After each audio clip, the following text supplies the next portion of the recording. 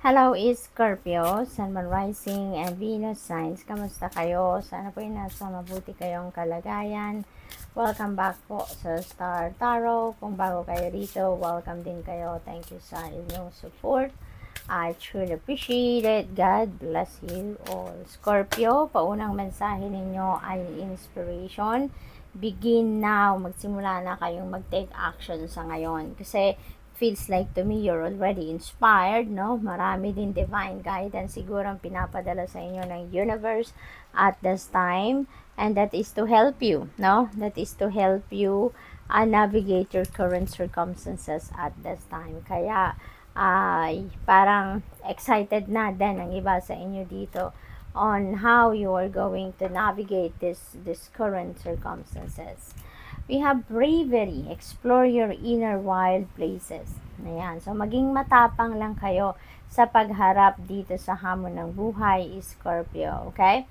Kailangan lang ninyo na patatagin ang inyong sarili, ang inyong dibdib, activate your inner strength and your courage. Maging brave kayo sa pagharap ng kung ano man ito because kayang-kaya ninyo yan. Remember that opportunity ay hindi yan ibibigay sa inyo kung hindi ninyo kaya at kung hindi yan para sa iyo. Okay?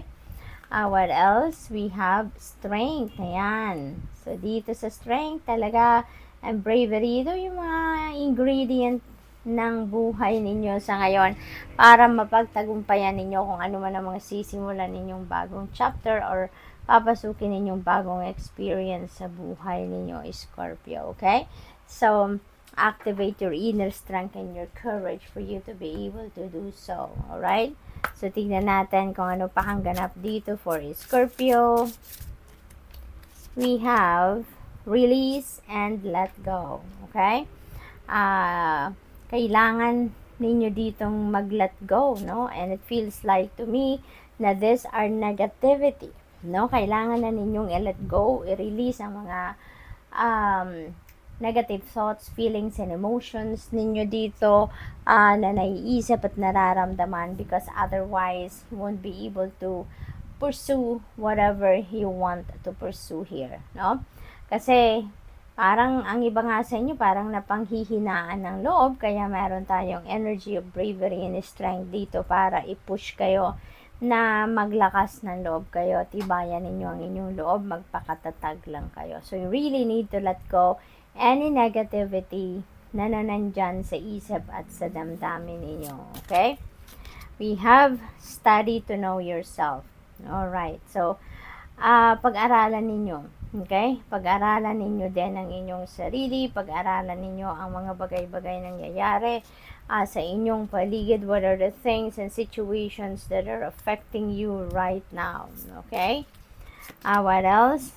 Take stock of your achievements. Ayan. So, mukhang marami ang mga achievements and accomplishments na maaring makamit ninyo sa ngayon. Okay?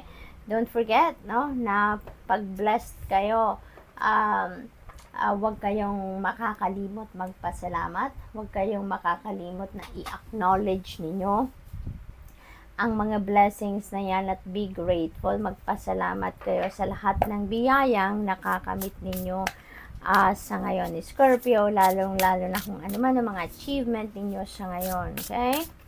What else? We have the Emperor energy. Things are going to be back in order. Kaya napakaganda. Dahil may isa sa ayos nyo na ang inyong sitwasyon. Okay?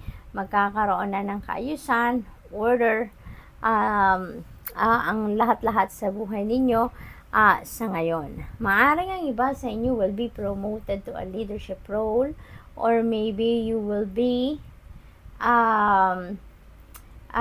promoted din sa kahit hindi leadership role pero maaring mas mataas na posisyon sa kung ano man ang posisyon ninyo sa trabaho sa ngayon.